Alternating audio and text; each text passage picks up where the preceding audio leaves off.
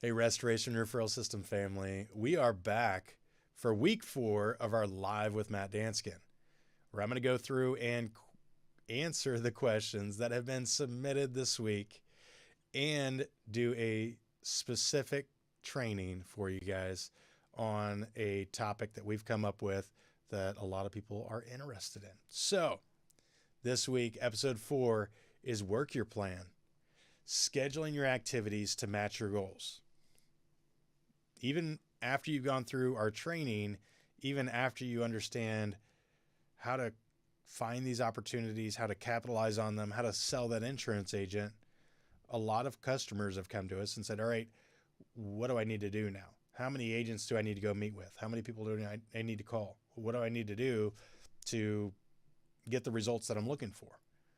And so we're going to take a deep dive into that question and get into the specifics of how you can build a plan for yourself to make sure that you're successful.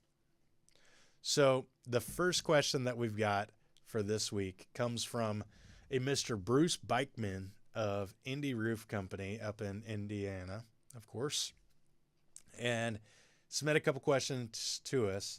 The first is, how many touch points should someone have with the agent? And I like this question. Again, something very common. A lot of people want to know about. And I think a lot of people are used to the route marketing style of insurance agent acquisition, where they're stopping by once a week, twice a month, whatever that is. They're bringing them brochures and candy and donuts and all sorts of stupid, useless stuff. That's not what we're doing here. We deliver value, not donuts. And so the touches, the touch points with those insurance agents are going to look a little bit different than they would if you were just that worthless contractor who's dropping by with candy and treats. The touches really are going to be the interactions that you're having as you exchange business back and forth. And so how many touches? I would say it's going to be a lot because this relationship's going to last for a long time.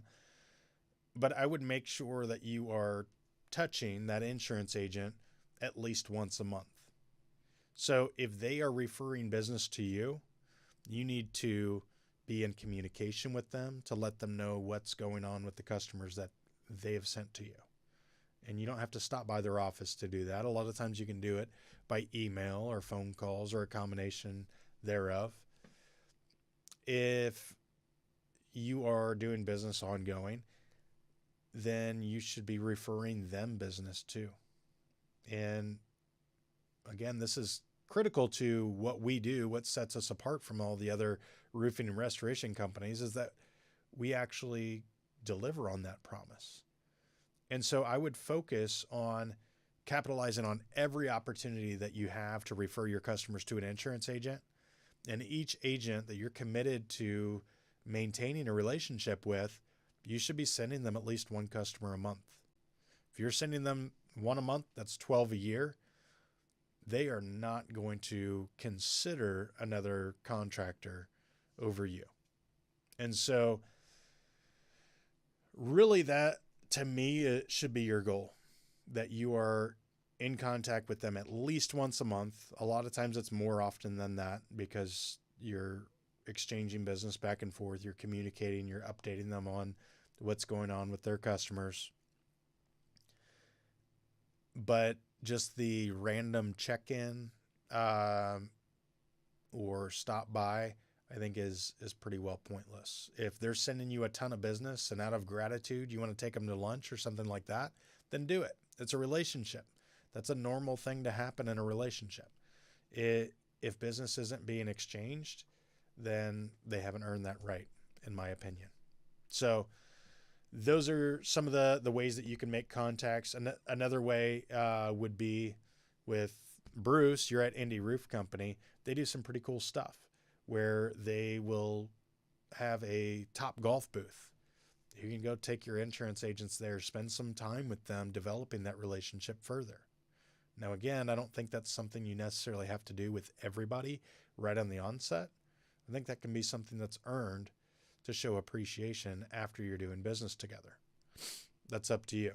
I know a lot of guys that will do tickets to games and all that sort of stuff. You can. It's definitely not necessary. I think I've probably gone to more games with agents that brought me than agents that I brought to a game. But not a bad way to do it.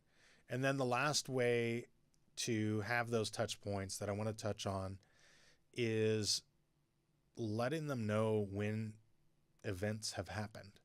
So if you've had high wind or hail or something like that in your area, that is valuable information that's intel for them so that they know what to expect.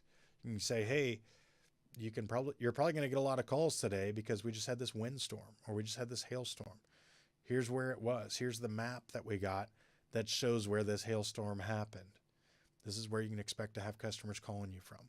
And you're getting that touch point. If that hailstorm happens in the evening, I want my email to hit them at 5 minutes after their office opens. I want to be the first thing on their mind when the phones start ringing and their customers start saying, hey, do you know a good roofer? Hey, do you know a good restoration contractor? So that's my touch points question there. The second question that Bruce sent in, and I appreciate the input here. You guys, if you're watching this and you have questions related to referral relationships, then go ahead and comment them on this video, and we're going to address them here at the end of the training. So the next question is, what kind of expectations should we be setting with our referral partner? And I think that's a loaded question, Bruce. There's a lot there. There's a lot of expectations that you should be setting. And ultimately, a lot of those expectations are about the things that you're going to bring to the table.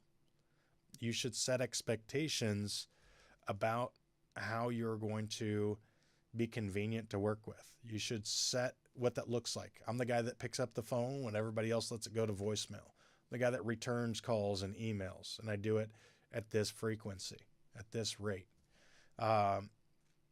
Set expectations about how you're going to conduct yourself with their customers, the professionalism that you bring, the customer service and communication that you're going to provide to them.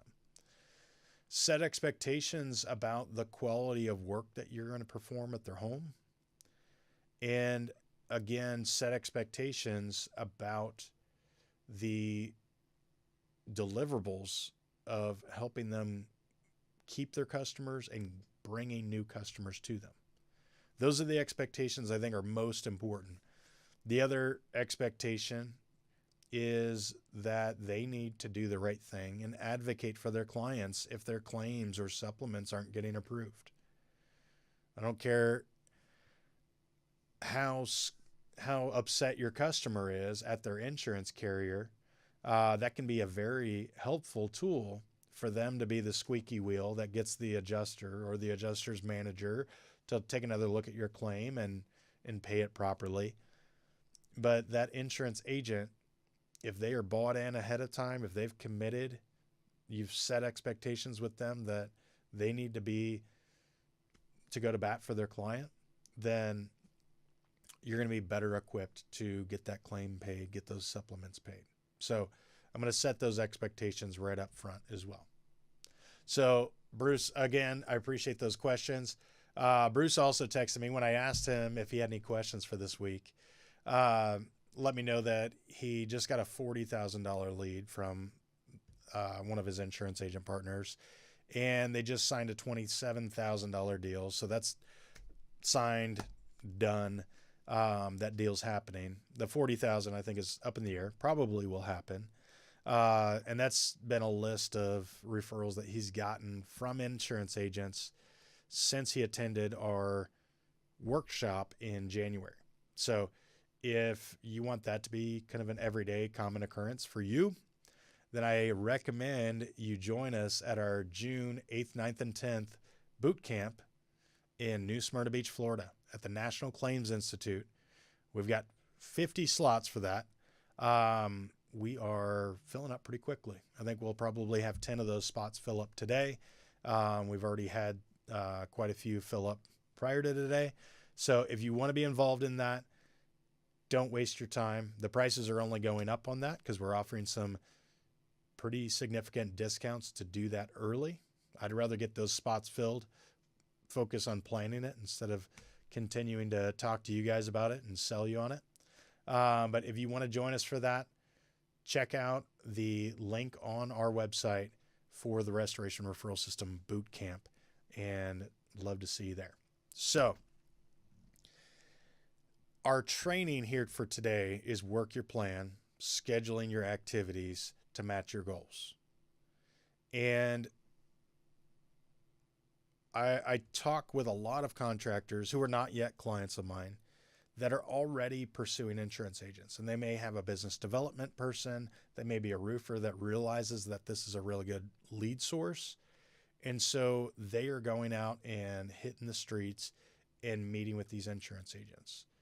Now, typically, those guys that haven't gone through our training get 10 to 20% of those insurance agents that they meet with to start referring them some business. And so if that's the case for you, and we're still on our live feed here that goes out to everybody, so clients and non-clients, if that's the case for you, you're closing 10 to 20% of them, you're going to need to meet with a bunch of insurance agents. You've got a tough hill to climb. Fortunately, my clients typically get about half the agents that they meet with, and they typically get about 10 deals a year from each of those agents. And so I like to look at this in terms of deals or roofs, depending on whether you're a roofer or a restoration contractor. I like to break those numbers down and kind of work backwards based on what your goal is. So if your goal is, let's say, 2 million in sales, and that's a pretty typical goal. A lot of my clients start with $1 million goal and then up that once they kind of get the full picture of what we're doing. But let's say your goal is 2 million per year.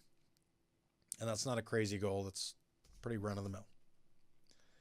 And your average roof is $15,000.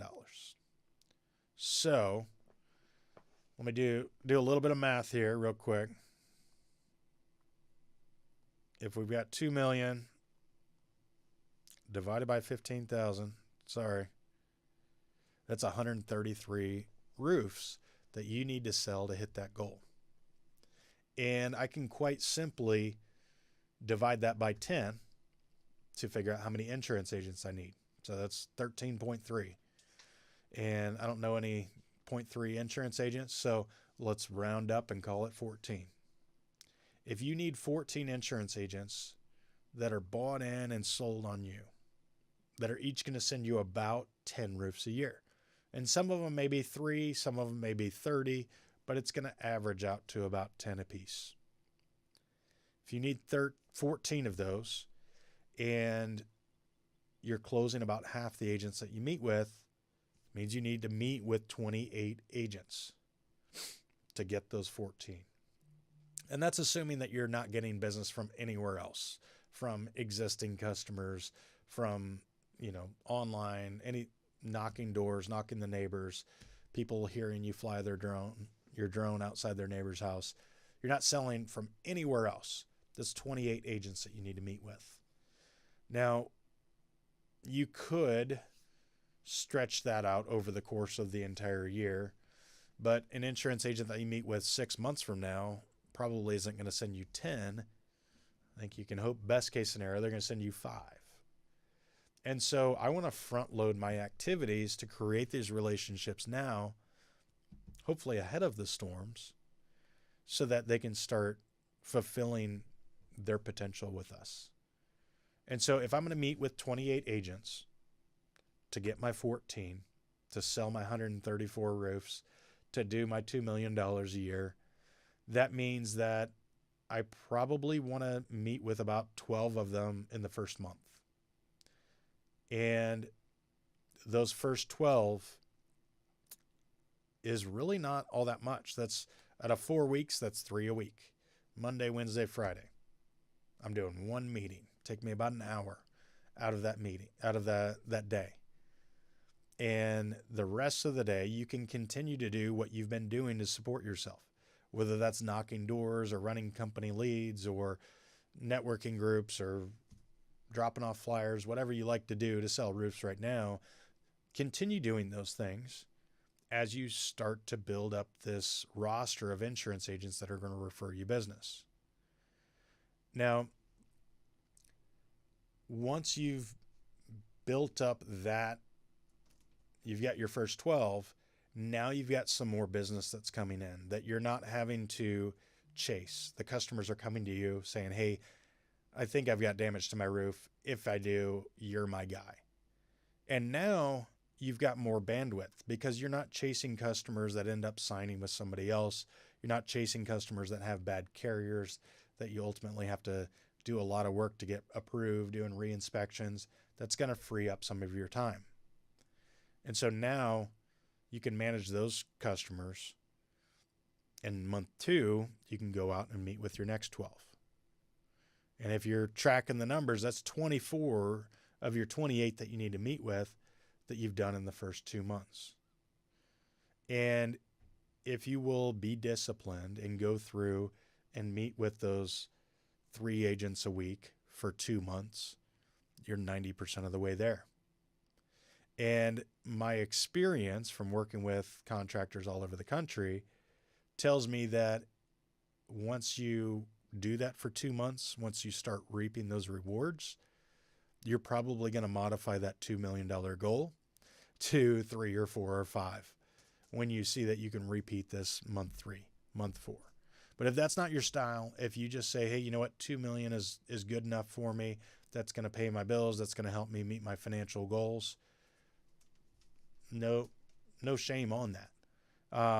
You do what is going to be a benefit to you. What my goal is here is to equip you to be able to make that decision rather than the market making that decision for you. So we are most of the way through our training today. And today's training has been a little bit different. If you've been watching the first 3 weeks, when we get kind of start into our training, I usually shut it off where we block the public from watching our actual training module. In this sense, I wanted everyone to be able to see this. And so whether you're using the training that we provide or you're using just whatever you've come up with yourself, you can apply these same type of principles and you can back into your goals of selling more roofs, selling more restoration programs or projects. So if that's the case, if you don't need what we're teaching, then I hope you do great out there. If you're looking at the numbers and saying, you know what, I don't close 50% of the agents that I meet with, I close 10 to 20%. And you would rather get the information that's going to help you get to 50% instead of spending the time spinning your wheels, meeting with agents and not really compelling them to start referring you instead of that other contractor, then I'd encourage you to sign up with us. We offer 110% money back guarantee. So it's really not in my interest to have you come on board, spend time with you, training you, only to pay you for that time. We're able to do that because we've got something that works here. And it's something that time and time again has proven just an astronomical ROI for our clients. And so if you're on the fence about that, I encourage you to reach out to your network, find out what other people have to say about this training that have gone through it. Feel free to schedule a call with me. You can go to restorationreferralsystem.com/schedule. And I'm happy to get on a call with you, address your specific concerns, and see if it's something that that I can help with. And maybe it's not. If it's not, I'm happy to give you some advice, and we can still be friends whether you do business or not. So I'm going to take just a second here to read through some of the questions that have been submitted while we've been on this training here, and I'll be right back.